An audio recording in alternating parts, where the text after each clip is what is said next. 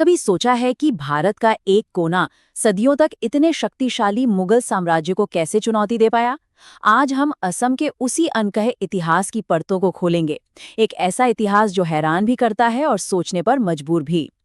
देखिए, असम की कहानी सिर्फ एक इतिहास नहीं है। ये एक पहेली जैसी है।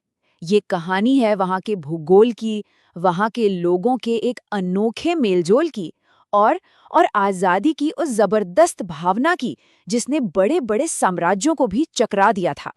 तो इस जबरदस्त हिम्मत का राज आखिर था क्या? जवाब छिपा है वहाँ के लोगों में। तो चलिए, कहानी की शुरुआत वहीं से करते हैं, उन अलग-अलग संस्कृतियों से जिन्होंने मिलकर इस अनोखी जमीन को गढ़ा। असम का इतिहास समझिए एक बड़ी नदी जैसा है, जिसमें वक्त के साथ कई अलग अलग धाराएं आकर मिलती गईं। तो ये किसी एक संस्कृति की कहानी नहीं है, बल्कि हजारों सालों में कई संस्कृतियों के एक शानदार संगम की दास्तान है। और ये धाराएं आईं कहाँ से? देखिए, चारों दिशाओं से। ऑस्ट्रो एशियाटिक, तिब्बती बर्मन, ताई और इंडो आर्यन, हर कोई आया और ब्रह्मपुत्र घाटी में बस गया। और हर समूह ने यहाँ की भाषा, यहाँ की कला, यहाँ की परंपराओं में अपना एक खास रंग घोल दिया। और जब इतनी सारी संस्कृतियां एक साथ मिली तो क्या हुआ? एक बड़ी ताकत का जन्म हुआ। नाम था प्राचीन कामरूप साम्राज्य। ये थी असम की पहली बड़ी संगठित शक्ति। जरा सोचिए, एक, दो नहीं, पूरे 800 साल! इतने लंबे अरसे तक कामरूप ने इस पूरे इलाके को एक स्थिरता दी। और जब शांति होती है तो कला, आर्किटेक्चर, ज्ञान सब कुछ फलता फूलता है। यही वो दौर था जिसने असम के सुनहरे भविष्य की नींव रखी। कामरूप पर एक के बाद एक 3 राजवंशों ने राज किया और 7वीं सदी में महान राजा भास्कर वर्मन के समय में ये साम्राज्य अपने चरम पर था। इतना कि इसका असर सिर्फ असम तक नहीं बल्कि पूरे उत्तर भारत में महसूस किया जाता था।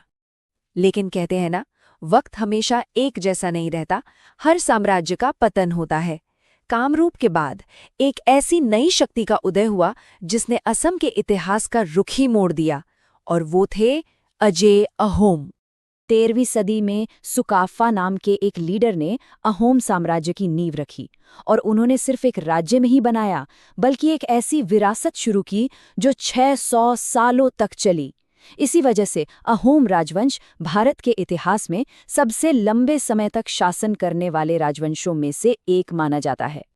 इस टाइमलाइन पर नजर डालिए, 1228 से लेकर 1826 तक, मतलब पूरे 600 साल। ये वाकई में एक हैरान कर देने वाला लंबा वक्त है, और ये साफ दिखाता है कि उनका शासन कितना स्थिर और कितना मजबूत रहा होगा। अब सवाल ये है कि हमें उनके बारे में इतनी सारी बातें इतनी सटीकता से पता कैसे है? तो इसका क्रेडिट जाता है बुरंजी को। ये अहोम लोगों की एक बहुत ही अनोखी परंपरा थी, जिसमें वो हर चीज का, हर घटना का बहुत विस्तार से लिखित रिकॉर्ड रखते थे।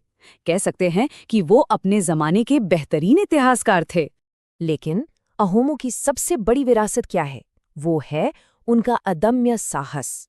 उन्होंने उस दौर की सबसे बड़ी ताकत, यानी ताकतवर मुगल साम्राज्य के हमलों को एक बार नहीं बल्कि बार बार नाकाम किया। और इसका सबसे बड़ा सबूत है साल 1671, सराय घाट की लड़ाई। ये एक निर्णायक मोड़ था। यहाँ ब्रह्मपुत्र नदी पर अहोमों ने एक बहुत बड़ी मुगल सेना को हरा दिया। इसी जीत ने असम की आज़ादी को पक्का कर दिया, और ये पल आज भी असम के लोगों के लिए गर्व का सबसे बड़ा प्रतीक है। पर जैसा हमने पहले कहा, कोई भी साम्राज्य हमेशा नहीं टिकता। सदियों तक अपनी धाक जमाने के बाद अहोम साम्राज्य भी कमजोर पड़ने लगा, और इसकी वजह थी अंदर की लड़ाई और बाहर के हमले। इन दोनों का एक घातक कॉम्बिनेशन। सबसे पहले 18वीं सदी के आखिर में हुआ मुआमोरिया विद्रोह। इस विद्रोह ने साम्राज्य को अंदर से ही खोखला कर दिया। ये एक तरह का गृह युद्ध था, जिसने एक समय के इतने मजबूत साम्राज्य को कमजोर और बिखरा हुआ छोड़ दिया। और जब घर कमजोर हो तो पड़ोसी फायदा उठाते ही हैं। अहोमों की इसी अंदरूनी कमजोरी का फायदा उठाया बर्मा ने। बर्मा के आक्रमणों ने असम के इतिहास का एक ऐसा काला अध्याय शुरू किया जो सिर्फ तबाही और दर्द से भरा था। और फिर आया साल 1826 और यांडबू की संधि। इस एक संधि ने सब कुछ बदल दिया।